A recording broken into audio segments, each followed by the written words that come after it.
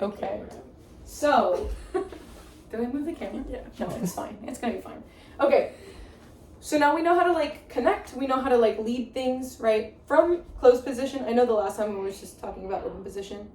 From closed position, you can really like also lead a lot. You're mostly leading with this arm, not with this like extra hand out here.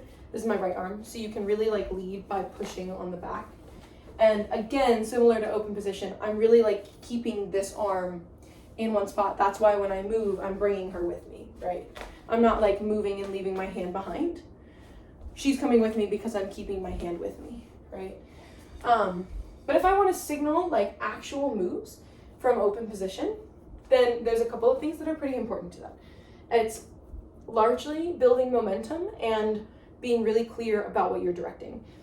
So if I want her to do do anything bigger than just walking with me or doing a spin in place, I'm just giving her a direction. She's basically doing it herself, right? And Victoria knows how to do a turn, right?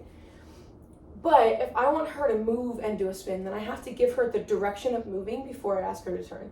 So one, if I want her to come past me and then do a turn, I gotta get out of her way, pull her past me, and then give her the turn once she's moving past me, if that makes sense. So we could be moving around each other and I could pull her past and then give her the turn. But I'm never like gonna just turn her and expect that she's gonna know that I'm asking her to step past me or move. I highly recommend playing around with what the connection feels like to be able to figure out what it feels like to start moving. Because if you can connect this sort of like, hey, we're moving around, we're just like walking on the dance floor, right? With doing some turns, that's where it starts to look like really fluid because you can kind of just keep moving, right? We can just be walking past each other. I can ask her to turn, right? I can ask her to come back the other direction. I can keep walking past her. We can break connection. I can connect again at the end. But that's largely because we're making use of our space and also I'm asking for a turn. You can do turns with your hands like crossed like this, where it's my right hand and her right hand, or left and left, whatever. Or you can do turns with the normal connection where you're like right and left and right. So you can do a regular turn, you can turn either direction, right? If I'm asking her, I'm gonna direct with the hand again to turn.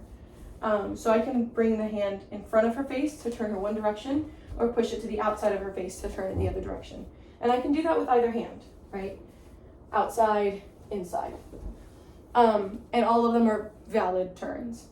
Again, if I want her to turn past me, I have to give her a direction to move first if she's gonna travel, and then give her the turn. So I can bring her this way and then give her a turn, but I can't just turn her, I can't like turn her and then give her the direction because it's gonna completely throw her off balance.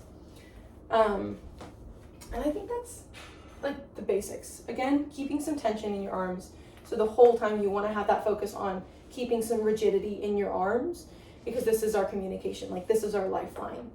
And not holding on super, super tight, especially because if you do a turn, right, if I do a turn and we come out with this like a weird grip or something, I can just kind of let go and make sure I'm connected and then get back to where I need to be.